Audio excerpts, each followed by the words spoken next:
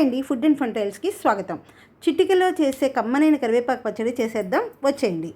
100 గ్రాముల చింతపండు తీసుకొని శుభ్రం చేసుకొని ఒక గ్లాసు వేడి నీళ్ళల్లో ఉడకబెట్టుకొని చల్లార్చాలి. ధనియాలు 2 స్పూన్లు, ఆవాలు 2 స్పూన్లు, మెంతులు 2 స్పూన్లు వేయించేసుకొని చల్లార్చుకొని మెత్తగా పొడి పట్టుకొని పక్కన పెట్టుకోవాలి. కొంచెం నూనె బాండీలో వేసుకొని దాంట్లో మనం ఆరబెట్టుకున్న కరివేపాకుని తీసుకొని కొంచెం పచ్చివాసన పోయే వరకు వేయించుకోవాలి. తర్వాత మనం కొంచెం ఎండుమిరపకాయలు కూడా వేసుకున్నాం కదండి. ఆ ఎండుమిరపకాయలు కరివేపాకు కలిపి మిక్సీ పట్టేసుకొని దాంట్లో మనము మెంతిపిండి ఆవాలన్నీ కలిపి పిండి వేసుకొని ఉప్పు, కారం, చింతపండు రసం అన్నీ కలిపేసి మనం మిక్సీ పట్టేసుకొని ఇప్పుడు బాండీలో నూనె పోసుకొని తాలింపు గింజలు అంటే మెంతులు, ఆవాలు, జీలకర్ర, పచ్చిశనగపప్పు, ఛాయమినపప్పు అన్నీ వేసేసుకొని 4 ఎండుమిరపకాయ ముక్కలు వేసుకొని మెంతిపిండి, ఇంగువ వేసుకొని తిరగమాత పెట్టేసుకోవడమే.